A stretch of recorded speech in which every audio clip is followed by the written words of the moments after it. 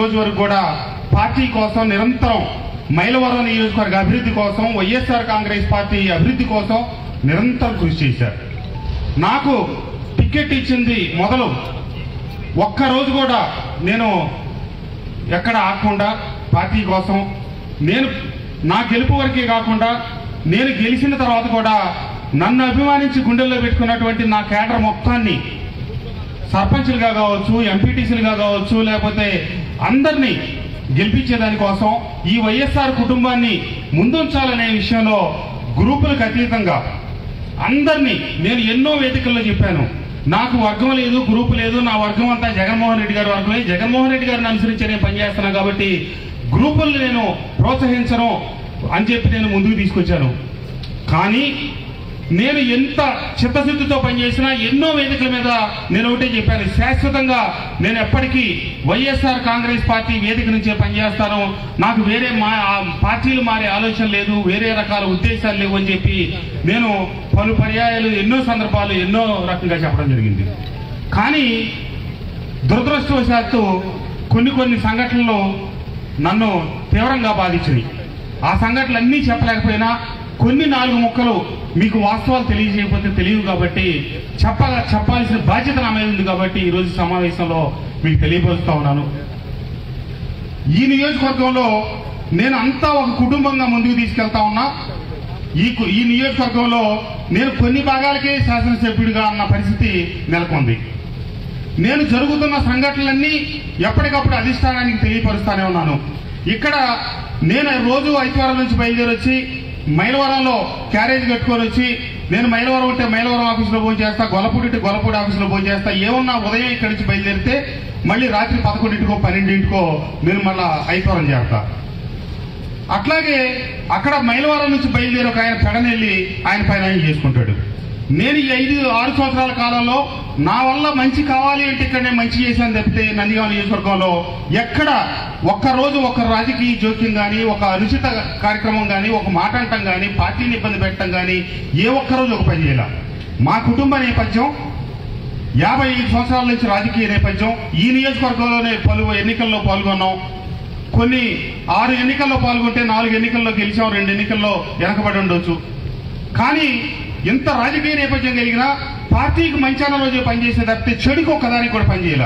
ఎందుకంటే ఆ సంస్కృతి నా దగ్గర లేదు. చేయగలిగితే మంచి చేయటం, లేకపోతే మనం దూరంగా ఉంటాం అనే లక్ష్యంతో పనిచేశారు. కానీ నన్ను నా నియోజకవర్గంలో నా మైలవరంలో మీ అందరూ అభిమానించి గెలిపించి పంపిస్తే నాకు పూర్తిగా పనిచేసే అవకాశం లేకుండా చేశారు. రోజు గ్రూపులు ప్రోత్సహించటం, నా మీద ఉద్దేశపూర్వక ఇబ్బంది పెట్టడం, మారుమూల ఒక శ్రీరాంపురం ముచ్చినపల్లి దగ్గర నుంచి మొదలెట్టి ఇక్కడ దొనబండ దాకా, అక్కడ కొత్తూరు తాడేపల్లి దాకా ఉన్న ప్రతి కార్యకర్తకి న్యాయం చేసి ప్రతి ఒక్కళ్ళని పార్టీ కుటుంబాన్ని గెలిపించుకోవాలని చెప్పి నేను అహర్నిశలో ఓ పక్క శ్రమపడి నానా కష్టపడతా ఉంటే కొండపల్లి మున్సిపాలిటీలో ఈ రోజున మనం అభివృద్ధికి నిధులు ఎంతో ఇబ్బందికరమైన పరిస్థితి, ఎంతో ఇబ్బంది పడుతున్నప్పటికీ కొండపల్లి మున్సిపాలిటీకి నేను అన్యాయం చేయకుండా వచ్చిన నిధులన్నింటిలో తొలి ప్రాధాన్యత కొండపల్లి మున్సిపాలిటీకి ఇచ్చి నా సమయాన్ని వెచ్చించి అప్రాయమైన విజయాలు మనం సాధించే స్థితిలో ఉన్నప్పుడు కొండపల్లి మున్సిపాలిటీని ఉద్దేశపూర్వకంగా ఓడించి మన పార్టీ వాళ్లే, మన ప్రత్యర్థులు ఓడించలా, మన పార్టీ వాళ్లే ఓడించి ఆ విషయాలు కూడా ఇంటెలిజెన్స్ వాళ్ళ ద్వారా, ఐపాక్ వాళ్ళ ద్వారా పార్టీ అధిష్టానానికి తెలిసినప్పుడు నేను వెళ్ళి చెప్పా,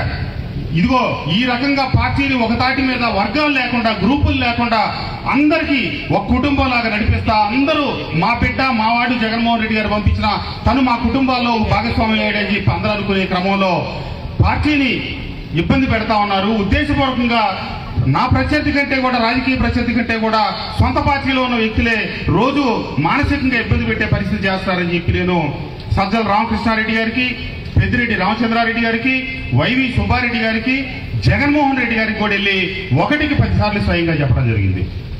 ఒక్క పెద్దిరెడ్డి గారు మటుకు స్పందించారు. నీకేం పనయ్యా, ఆయన పని ఆయన చేసుకుంటే నీ పని నువ్వు చేసుకోలేవు, ఎందుకు ఆయన ఇబ్బంది పెడతా ఉన్నారు. ఆయన ఇన్ఛార్జిగా ఉన్నంతసేపు పరిస్థితులు అణిగిమణిగి ఉన్నాయి. వారు వెళ్ళిన తర్వాత మళ్ళీ యథాస్థితికి రావటం. నేను ఎన్ని పర్యాయాలు పైకి వెళ్ళి చెప్పినా కూడా అతను పెట్టించినట్టే నువ్వు గ్రూపుల్లో మెసేజ్లు పెట్టించు, నా మనసుకు ఇష్టపడలా.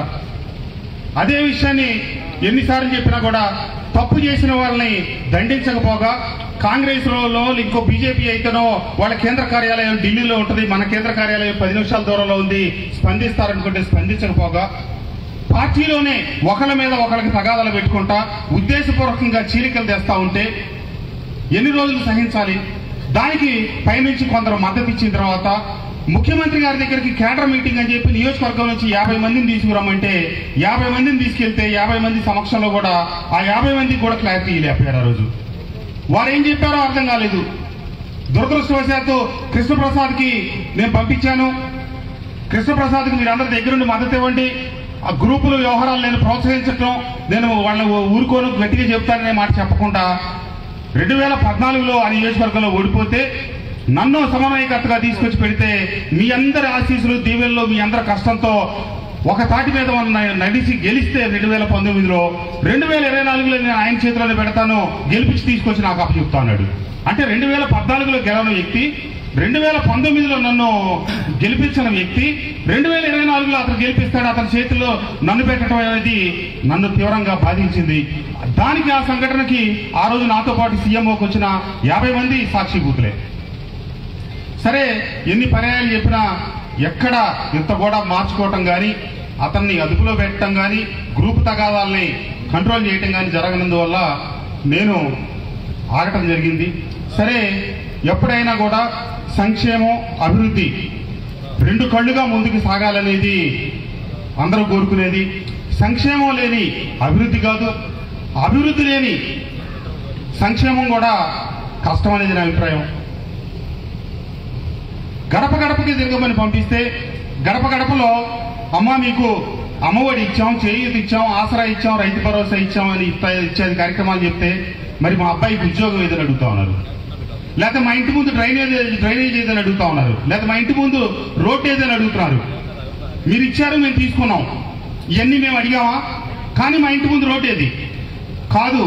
ముఖ్యమంత్రి గారు అభివృద్ధికి రోడ్లకి డ్రైన్లకి నీళ్లు కాకుండా సచివాలయాలు కట్టించుకున్నారు, ఆర్బీకేలు కట్టించుకున్నారు, వెల్నెస్ సెంటర్లు కట్టించుకున్నారు.